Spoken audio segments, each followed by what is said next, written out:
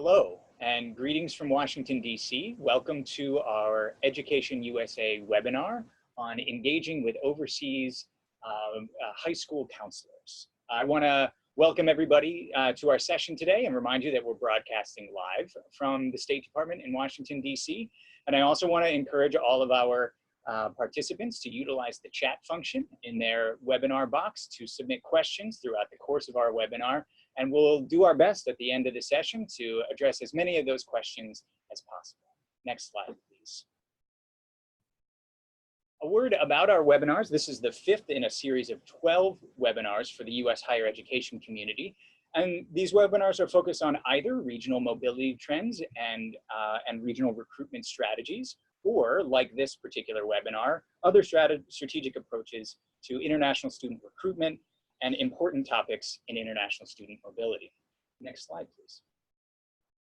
I also want to remind everyone that our content will be archived, and the URL that you see at the bottom of your screen is where you can access this content on Education USA's YouTube channel. Next slide, please. So with that, just in case any of our viewers today are new to the Education USA network, I want to take a few moments and provide an overview of the Education USA network. As you may know, Education USA is the U.S. Department of State's network of international student advising centers. We operate over 430 centers in 180 countries around the world. Our mission and our role is to promote U.S. higher education to international student audiences overseas, to support U.S. colleges and universities in their internationalization and in engaging student audiences and recruiting and enrolling international students, and to engage with foreign institutions and foreign governments to meet those partners' international student mobility objectives. And our role is to work with prospective international students who are eager to study at U.S. colleges and universities, help them to think about their academic goals, their financial means, and their social and cultural needs to identify the U.S. institution and program of study at which they are best positioned for success. Next slide, please. As I mentioned, we operate a global network of over 430 advising centers in 180 countries around the world. And our centers are detailed in the map that you see on the slide in front of you. And I guess one important thing to note is that we operate in 180 countries because to the State Department, engaging with international student audiences, even in countries that send a relatively small number of students to the United States for study, is an important part of U.S. foreign policy and helps us to accomplish our public diplomacy objectives. I will say that Education USA, next slide please. Education USA is a large and diverse network of international student advising centers, and our host organization, or where you can find Education USA, differs pretty widely by region. The slide you see in front of you details the host organization for Education USA advising centers by region of the world, and as you can see, our centers may be located in a U.S. embassy or consulate, they may be located in a Fulbright Commission, they may be located at another host NGO or even a local university overseas. To find contact information for each of our Education USA advising centers, I encourage you to use the Education USA website. That is www.educationusa.state.gov, and click the Find an Advising Center tab on our homepage. And through that resource, you can search by country to identify the advising center where you are seeking to engage. Next slide, please. Another important resource within the Education USA network is our 14 Education USA regional educational advising coordinators. These are professionals located around the world who help to manage and guide the activities of the Education USA network. They cover multi-country portfolios, and they truly are experts in the U.S. higher education sector and also in student mobility trends and recruitment strategies in the regions and the countries where they live and work. So as you are thinking about engaging in a new part of the world, perhaps reaching out to try to recruit students from a new part of the world, our REACs, or Regional Educational Advising Coordinators, are really a great place to start a strategic conversation about how to engage on behalf of your institution. Next slide, please. So before I turn our webinar over to our panelists for today, I want to say a few words about the way in which the U.S. Department of State's Bureau of Educational and Cultural Affairs and the Education USA Network are thinking about our topic for discussion today. We really see engaging overseas high school counselors as an excellent opportunity to leverage the multiplier effect that working through these professionals overseas can have as you're seeking to reach international students. Through the course of their careers, these high school counselors have access and reach thousands of students. And so as you are thinking about identifying student audiences and messaging to those student audiences about opportunities to study at your institution, we see engaging with high school counselors overseas as an excellent strategy to reach those student audiences in effective and efficient ways. Also for Education USA, we're thinking about the dual objectives of contributing to the professional development of both high school counselors overseas to ensure that they know more about US higher education and they know more about Education USA and the services that our network can provide to students. And also it's an opportunity for our advising staff as they engage with these high school counselors to ensure that their knowledge about the secondary sectors in the countries where they live and work is up to date. And we're best positioned to serve students from those local communities and also provide information to US college and university representatives as they seek to engage. With that, I want to introduce our two panelists today. We're very fortunate to have with us both an institutional representative and a representative of the Education USA Network overseas. Sarah Knopfman is the Director of International Admissions at Florida International University in Miami, Florida. She's been in the field of international education for 15 years, and she has experience with J1 trainee and intern administration, the management of international agreements, and international enrollment management. Sarah's also pursuing her PhD at FIU at Florida International University in public affairs with her research focusing on international student mobility. She's a real expert in this area, and we're fortunate to have her with us today. Also joining us is Jenica Heim. She's the Education USA advisor for Canada, and she's based in Ottawa. Jenica has been an advisor for 4.5 years, and as Canada is a large country with over 25,000 citizens studying in the United States, she really does use engagement with high school counselors across Canada as a way to reach that large population of mobile students. So I'd like to thank our panelists for being with us today. And with that, I'll turn things over to Sarah to share a little bit from the institutional perspective. Thank you so much, Jared. I'm excited to share this information with you. So let's start where I always start, which is with data. So gathering your data is so very important in making the case for where you want to go and why you want to go there. First and foremost, if you can go to the next slide, you'll see a listing of all the different places where I go, where I tend to go for international recruitment when I'm looking to make that case. That's Education USA, of course, the IIE Open Doors data, and US Commercial Services. Of course, there are many other things that I have listed for you. If you can go to the next slide, you'll see that on the right-hand side for you. And then, of course, after I consult these great resources, I start to look at my individual university information. So next slide, you'll see the past and current applicant pool will be some of your best information that you can have, because those are where students are already finding you. So where are your natural feeders? Where are these high school students coming from? Knowing where your applicant pool exists currently is very important. Then you want to, of course, build your pool. So next slide, you'll see a listing of some of the professional organization and conferences that I often attend and suggest for building your directory of high schools in various areas across the country, across the various countries. I've also listed some curriculum, so like international baccalaureate, Cambridge schools, the regional accrediting bodies, they have a listing which include international schools, which of course is a good way for you to increase the number of schools you engage with and interact with and target in various countries and cities.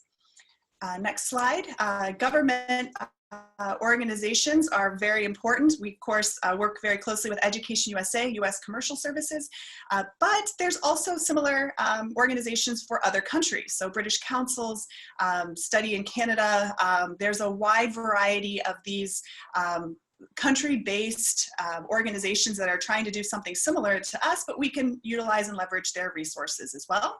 Then you have tour and fair organizers. US Journal is listed here because they have, it's not entirely comprehensive, but it's longer than the list I provide here of places like the fairs. They have tours. It's organized by vendors, date, and location. What I've listed here is really to try to help with the variety of tour and fair organizers. This is a great resource if you're new to international recruitment, simply because you may not have access to the institutions. They may not know you very well, and traveling with a large group can help get you access to those institutions if you don't have access already. It's also helpful because you may not have time. It takes a lot of time to go out and organize and put together a tour, even a small group or independent tour. So these tour and fair organizers can help you do that. It isn't, and it's not cheap, of course, but you save some time, whereas if you do it yourself, you'll save some money. So you have to balance those concerns as well. So then once you figure out where to begin and where to go, then next slide, before your visit, you want to plan very detailed where you want to go. You want to think about, especially if it's independent or small group, be mindful of high school vacations, testing schedules, all of this. This will make or break some of your recruitment efforts. You want to make sure that there's ample time between high schools, and in some cases you'll connect in with a high school network in that city where they know all the other high school counselors, and they'll help you set up your visits, which is really important, especially if you're new to the area. You also want to make sure that you're providing a resource to that high school counselor. So you don't know necessarily what their background is, how long they've been doing it, but you want to be sort of an emissary for US education, not just your institution. So providing additional information, a workshop on applying to a wide variety of institutions or applications, how to have the best recommendations, all of these things which are helpful not just to the student, but also to the high school counselor, will make you an invaluable resource. Additionally, of course, you want to provide, especially if you're in a small group, FAQs about your institution, a small blurb, marketing materials, a printable flyer, something like this to help the high school counselor advertise your visit. You also want to know how to get into the high school. It seems very simple, but knowing if you need to have an ID or other kinds of requirements to get in prior, the high school counselor, of course, will help you with that, but being prepared prior to that is very important. And then you want to make sure to confirm and reconfirm the timing of everything. Also, you want to make sure too that the high schools that you're targeting are a good fit for your school. If you if your cost of attendance is astronomical, maybe public schools are not the best bet for you. If you're not test optional and they have to take the SAT, and it's a tier 2 or tier 3 market where they don't have this information, then that may not also be a good opportunity for you. So knowing kind of where you fit is really vital to having a successful visit and making the most out of your high school recruitment. Also, of course, be flexible prior to your visit, knowing, of course, what to expect, what type of visit to expect, but knowing that you just don't know what's going to happen once you get there. And part of that is really planning in advance for what makes a successful visit, what makes a successful recruitment trip. Having that ROI already kind of figured out in advance, or how you're going to calculate that ROI, is really, really important. Are you going to have SMART goals? Are you going to have rankings? How are you going to rate how this really worked out for you? So next slide.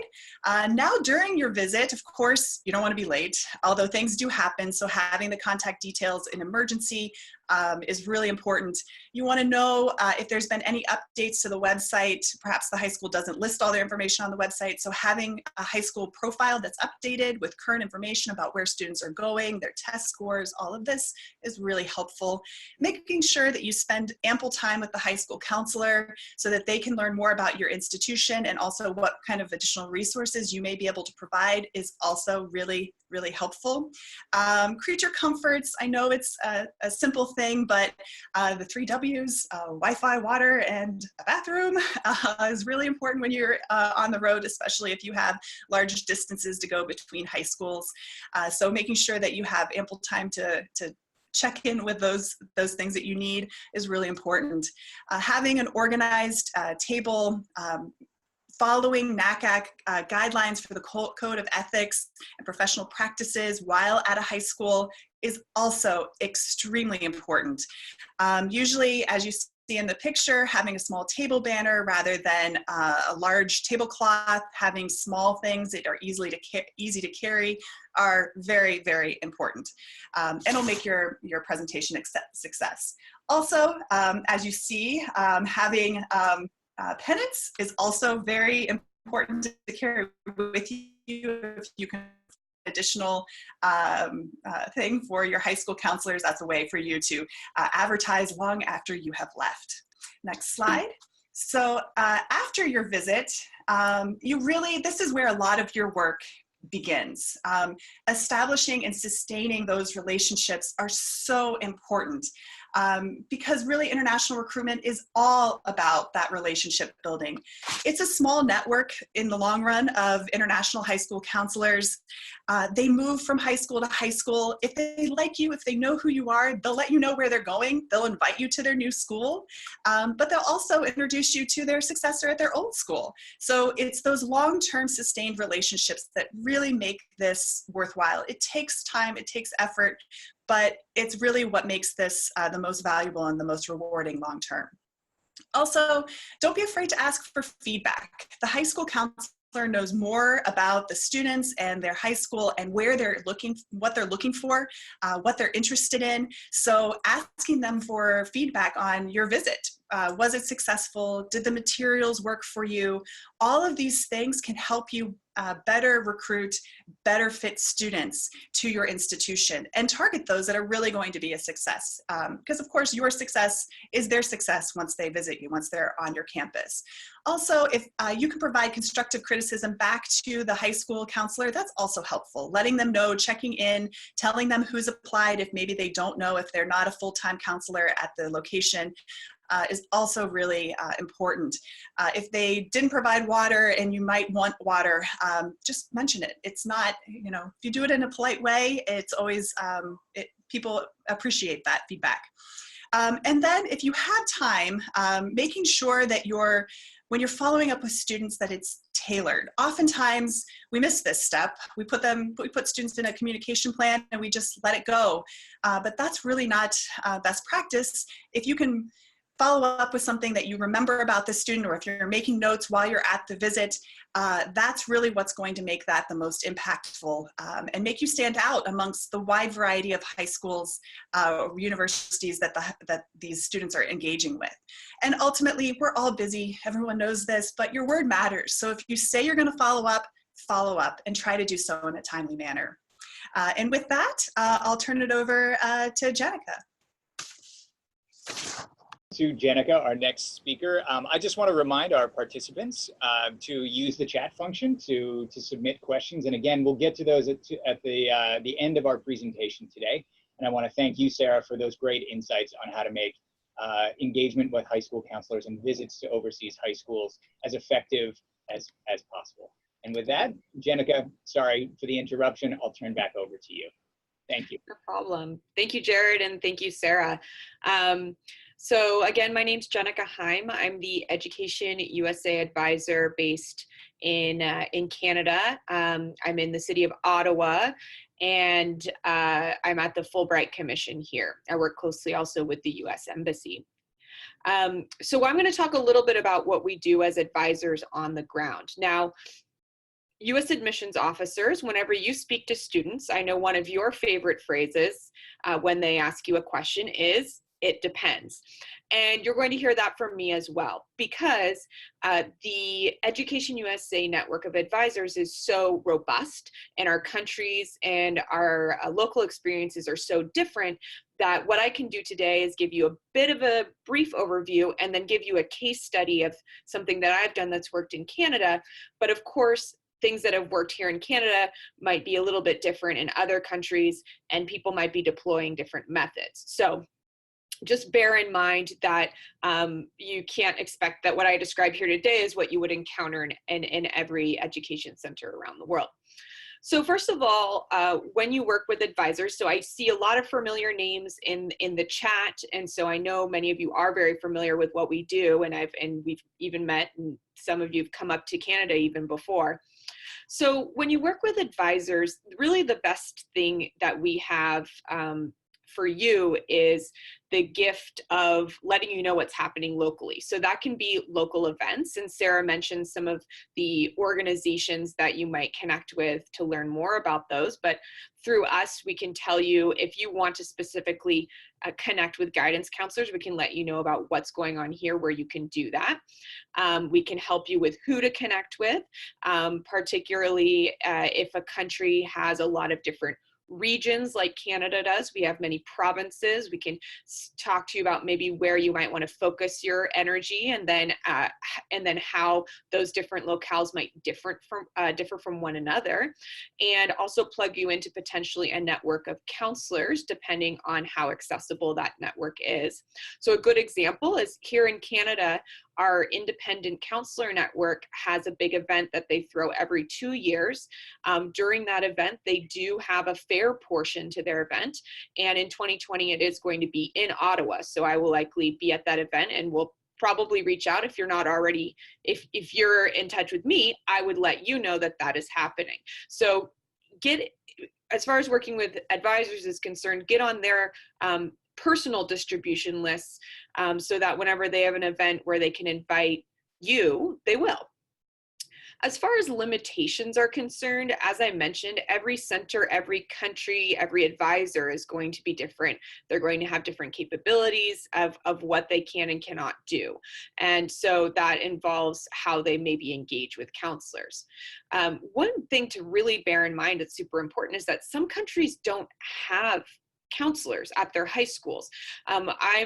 Canada's part of WHA, so that's Western Hemisphere. And one thing I've learned from talking to some of my Western Hemisphere colleagues is that many of their countries just simply don't have someone at their school that works directly with the students on selecting higher education institutions. So that can be challenging, and it means that your contact might be someone like a principal or another administrator at that school. So again, the local knowledge of the advisor can help you know who that person would be.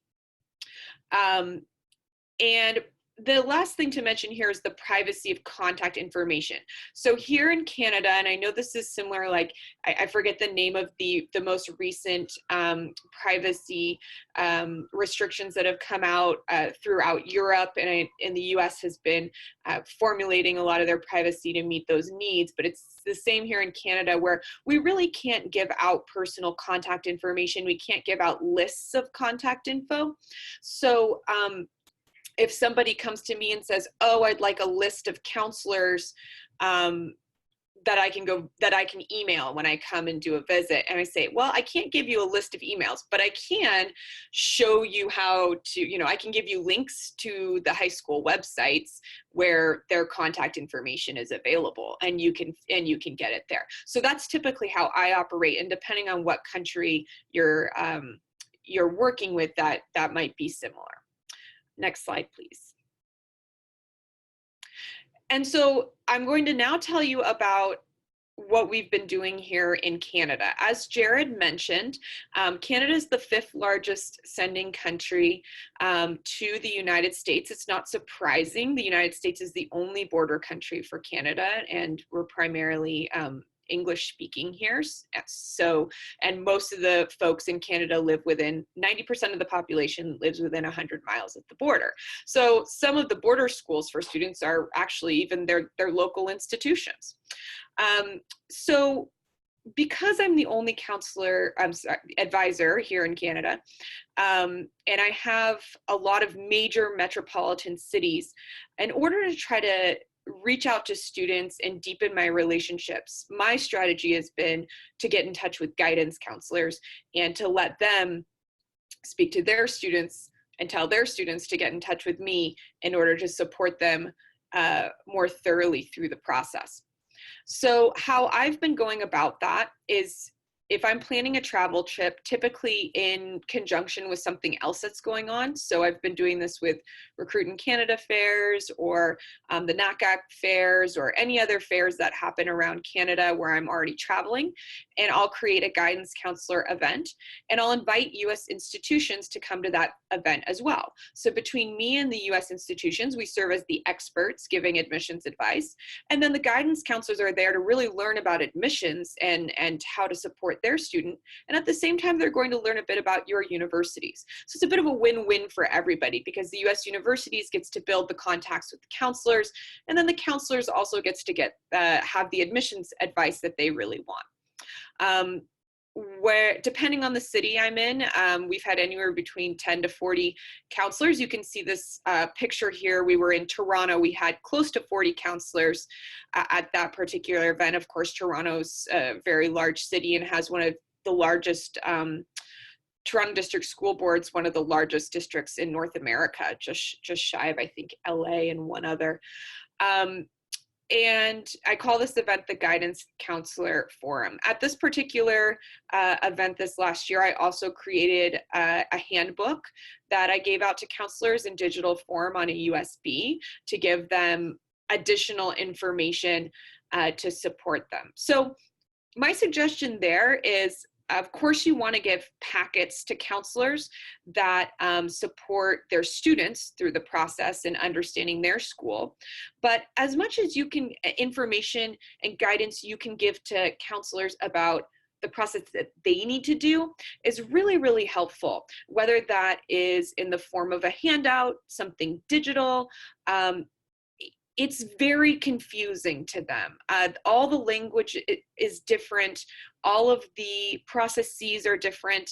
So here in Canada, and I'm going to speak specifically about public counselors right now, public high school counselors, because at private high schools, they might have, in general, a focused university admissions counselor who might deal with a higher volume of students going to the United States and a higher volume of students looking at really selective US institutions.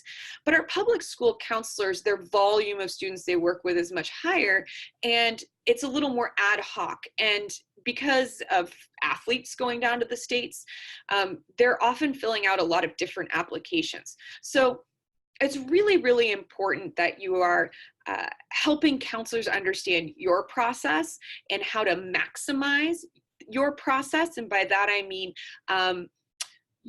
is it really important that students are very clear in their essays why they want to go to your institution? Is that a question? Is that one that you place a lot of emphasis on? How would a counselor help a student through that question? Or maybe at your school, you're not a Common App school. So what are some of the things they might encounter of how to complete a letter of recommendation and how they're supposed to submit that? So the more helpful you can be to the counselor, the more likely it is that they'll help a student apply to your school. I'm sure that you'll have a lot of questions for both me and Sarah about engaging with guidance counselors. So I think I'll wrap up my portion at this point and we can go into the Q&A. Very much, Jenica and Sarah, for your presentations and your insights on engaging with overseas high school counselors. I want to remind the audience that while we move into the question and answer portion of our presentation today, you can still submit questions through the chat function. You're welcome to identify yourself by name and by institutional affiliation, but there's no obligation to do that. And with that, I'll move to some of the questions that we've received so far. Jenica, I think this first question might be a good one for you to field, given your engagement with a wide array of US institutional representatives. Do you have any recommendations for a small regional university with a relatively low budget trying to recruit international students and reach high school students? Yeah, I'm sure, and actually this would be a good one for Sarah too, depending on being a director, so she might have some good insight here too. I'm going to say what most people probably have told you. Obviously, the virtual resources are a great way to reach out. We partner with College Week Live at EducationUSA to run some virtual events. We get a pretty high traffic of students through those events. So that's one really great way to spend zero money traveling, and it's pretty a low cost way to hit a bunch of students. And then of course, EducationUSA, we have different ways to virtually engage with students as well. Many of us run webinars and things like that. When it comes to guidance counselors, that might take a little bit more innovation. You can create, like we're doing now, create some sort of virtual piece for counselors that is, my biggest suggestion is on an admissions topic, because you can show your expertise, you can gather a bigger audience, particularly if you're a smaller school that doesn't have the name brand recognition that, maybe some of the more highly selective institutions on the, the top, 15 names that people know. So if you're not one of those schools, then have an admissions talk on something that's saying, this is how to write a really great letter of recommendation. Join this webinar. I'll teach you how to do this. And then through that webinar, you can also talk about your school. You can give your name as and your email as somebody that they can be back in touch with. And that's a really great way to start building your counselor network. And then once you have been in contact with those counselors, then you can plan visits, because now they know who you are, you know who they are, and that can be a really great way in. And if as you build that relationship, that's how you might narrow down how to spend your travel money. That's excellent guidance. And actually your comments about building a counselor network lead very naturally into our next question. And maybe Sarah, this would be a good one for you to field. Do you have any advice or best practices to share in managing and keeping up with the relationships with the dozens, maybe even hundreds of overseas counselors that a US higher ed recruiter may encounter throughout the course of their travels? Yeah, this one's always very, very difficult. It really depends on what kind of resources you have at your institution. I've been at institutions where we use Excel, we create tabs across the bottom, and each of those cells has something, name and information about how often we visited. Others are now using CRMs because they are more about customer relationship management. So if you have a CRM, that works.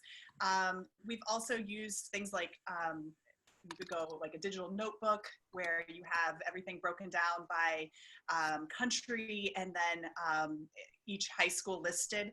It really just depends on what you're most comfortable with, but making sure to follow up regularly with those contacts is really going to be most important. It's a challenge, absolutely. When you have that large of a Rolodex, it gets difficult to manage, but you'll start figuring it out as you go. But certainly starting with an Excel simply is really the best place to go. And then you'll start to figure out what works best for you and based on the resources you have at your institution. Very good. So it sounds like organizational strategy and also regular and sustained contact are both important components of managing those relationships. A question, and again, maybe this is a good one for you, Sarah. Any ideas about hosting counselors at your institution, sponsoring counselor fly-ins, ways for counselors to get to know the institution and maybe spend some time on the ground? Unfortunately, I've not been at an institution that could support this with resources at this point.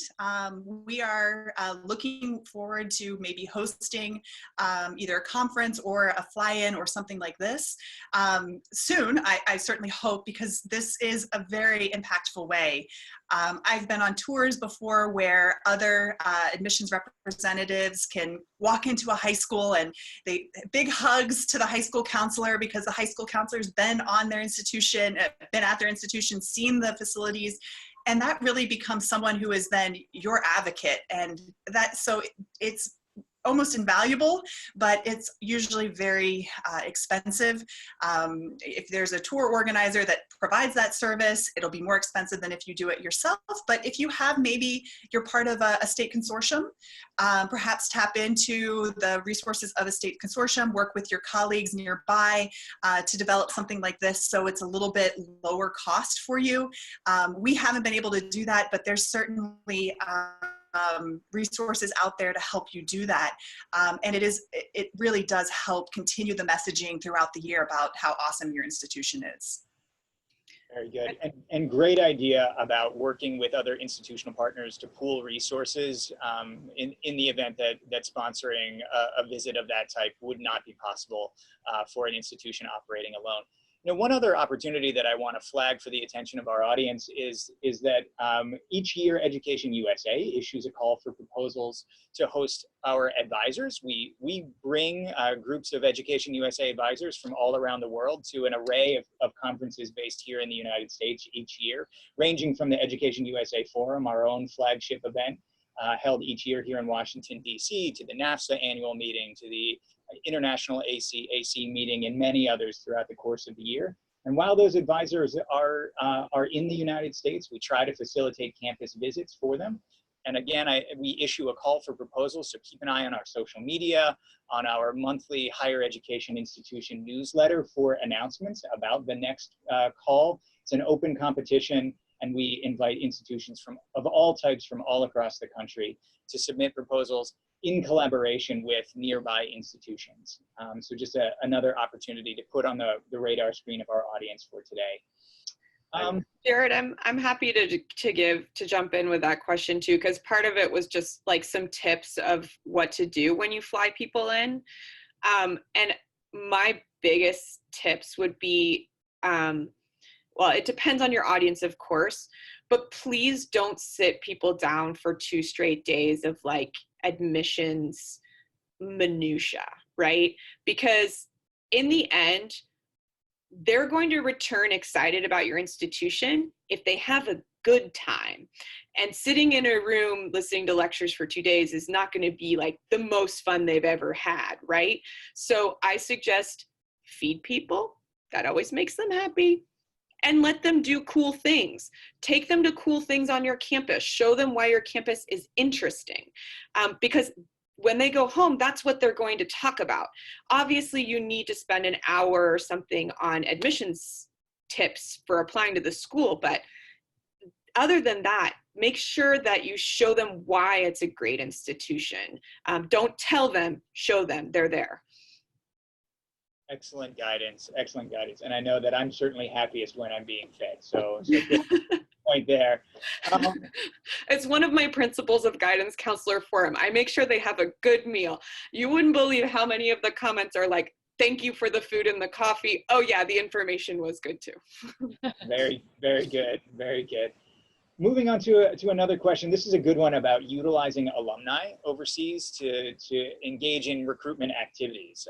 This may or may not be relevant to engaging with high school counselors, though I could certainly see how it would be. But any guidance from either of you on leveraging alumni who happen to be living or working in the countries where our institutional representatives are seeking to reach students?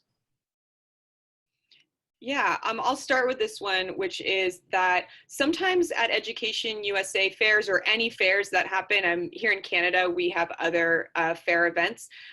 It's a local alumni that comes and hosts the table. There's no reason, it's not always necessary, depending on the fair. Again, some of the local fairs in Canada, it's not always necessary that a recruitment person is at a fair, depending on the rules and the guidelines of it. So having an alumni person that you've trained to give information about your campus, that's another way to keep things low cost and to give yourself more presence around the world. So that's one way that you can definitely utilize alumni, as well as having them go back to their school and give presentations, again, if you've trained them to do so. Very good. Yeah, I would echo all of that as well. That definitely makes a lot of sense. It's also perhaps cheaper for the question earlier about a small regional institution. If you have local alumni, it's much easier, much more cost effective to send them to a high school or to a fair than to send a recruiter, especially if they're well trained. And in some cases, you may get really lucky and have alumni as a high school counselor in some of these private international schools. So utilizing them when they exist and when you find out about them is awesome. And they can certainly be resources for you as well. Also, if you happen to have extra dollars and can hire an international student worker in your office as part of your admissions recruitment team, those folks later on will become your alumni, and they will be trained and excited. So if you can keep in contact with them, because often as alumni get older and move into their careers, they're less engaged with their institutions. It's those folks that have had the international admissions experience that will continue to touch base with your institution. Very good. I love the idea of hiring an international student worker in the office to help inform practice, and then later on become well-trained alumni of the institution. And to that point, I think I would also encourage our institutional representatives, if you are going to leverage your alumni overseas, to really take the time and make the not necessarily monetary investment, but the investment in training those alumni to serve as effective representatives of your institution. And as you are seeking to engage with Education USA, we would welcome alumni representatives of your institutions, but we have found that it always works best when they feel like they've had sufficient training to serve as a formal representative of the institution. A question about appropriate communications with high school counselors when a student has been offered admission to a U.S. institution. Any guidelines from either of you about how to share that information, or whether to share that information directly with a counselor or to communicate directly with the student, a mix of both? What's most appropriate in your mind? From my side, we tend to, of course, first communicate with the student and then also communicate with the high school counselor, because in many cases, as we all know, we get so many emails. The students are getting lots of emails. That high school counselor can help pass on really important information about what the next steps are, making sure that they're not missing deadlines, especially for scholarships. So utilizing them as a resource to pass on information, especially because that high school counselor will probably know where your institution ranks as far as on their dream school versus fallback school and those kind of things. So it can help with the communication, which is often very, very difficult. And how you end up communicating that with them will depend on your relationship with that high school counselor. In many countries, WhatsApp tends to be how we communicate quickly and effectively. It's short message, of course, but it can be like, hey, make sure that the student is getting this information, or they check their email. That seems to be the way that people want to communicate now. So meeting them where and how they like to communicate is important. Students, of course, also like WhatsApp. So meeting them where they are and knowing which communication platform they prefer to be communicated with is important. Very good. Jenica, anything to add on that point? No, not much, just because this is kind of outside of any of the communication that we do, right? Because the direct counselor admissions officer relationship is something that we wouldn't mediate. Okay, very good. Another question for consideration is, as U.S. college and university recruiters are reaching out to high schools, what's the most appropriate or best initial point of contact? Is there a specific title or specific role at an overseas high school to whom they should be addressing their initial communications? I usually try to, if I can, especially if it's a new school that I haven't engaged with, look on the website and try to direct any questions about visits or me going into a high school to the actual high school guidance counselor. However, knowing that high school guidance counselor doesn't mean the same in every country. So in some cases, you may need to still direct it to a vice principal or a principal or director of the school. But usually I try to go directly to, if it's listed, the high school counselor. In some cases, I will also look for an IB coordinator, since IB coordinators or a similar curriculum-based coordinator is going to be the one that then has access to students that are thinking about international higher education. So that's usually where I start if it's not very clear. And then of course, EducationUSA, when they have the resources available, will also be able to help you with some of those high school contacts and who best to direct it to. Yeah, and that reminds me of a really great resource, the IB World Schools Catalog. Even just for me, I mean, there's thousands and thousands of schools across Canada. So as I'm trying to get familiar with those schools and which ones maybe I should visit, I've been using that catalog to identify, you know, what schools have IB curriculum, might have, particularly public schools with an IB curriculum where students might also still be shooting for US schools.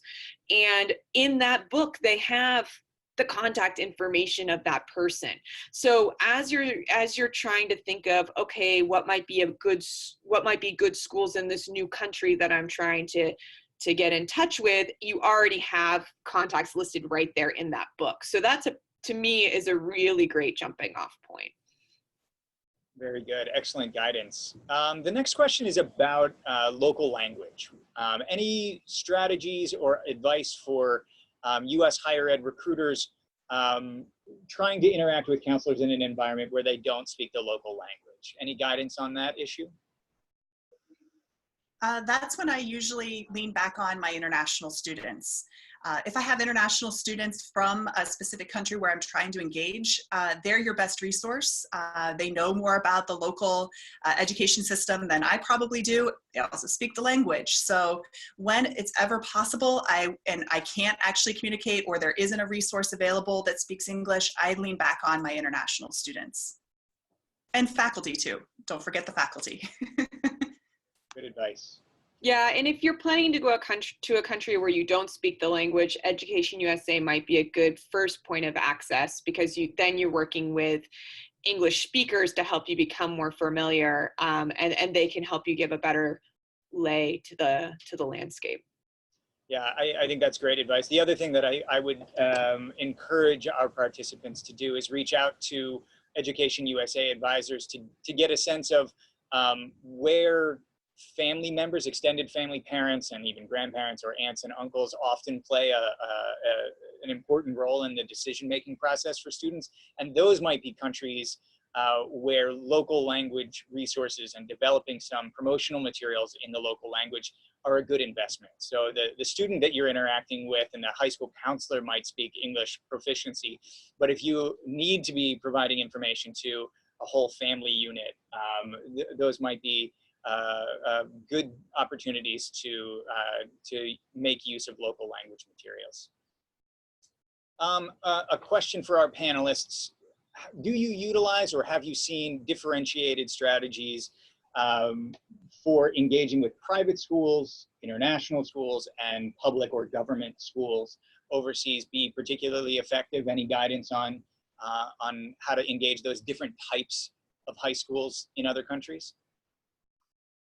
Yeah, absolutely. So for international and private high schools, you'll find that the road is rather trod, right? So they often have the resources that they need.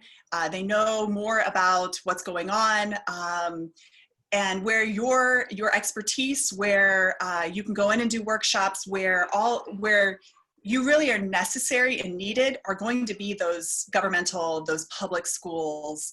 But it's going to be harder to connect with them, because you're going to have to do far more relationship building and being there and being present to really then see the return on your investment. So it will take more time, but the payoff may be higher, because these students will think of you as their first choice rather than perhaps another well-known and well-branded institution that travels to that school more regularly, or where the high school counselor is inundated with information and all the various choices that the student has. So for me and my institution, we've started looking more and more at these tier 2, tier 3 cities and public and governmental high schools, knowing that it's going to be more work, but the payoff as far as the fit to the student and being a bigger fish in a smaller pond is helpful long run. Very good. Yeah, and I would say, like, it really depends obviously on the country that you're going to, but I'll speak about Canada. And so what happens at the private schools, which is probably not super shocking, is that if you have students looking to the States, they're really only looking at the most highly selective institutions. They're going to a highly selective private school currently. They're also looking kind of at this really top echelon of schools. And it can be hard if you're a more openly selective school or what have you, to even get on their radar. So part of what I do as an advisor is, as I talk to folks about the profile of their schools, and who might be most interested, and the students at various public institutions might be your best audience too. And like Sarah's saying, they maybe haven't had that same inundation, and so you have the chance to be someone they know, be someone that their counselor knows. Maybe their counselor only knows a couple different US schools, you would be one of them. And so that does help kind of pave a path, pave a way to potentially interact with and engage with more students. And then particularly if you have some sort of scholarship to offer, these students are going to be asking that question pretty much first. So make sure that you have that information available and you're very clear on what you can offer financially. Excellent. Very good.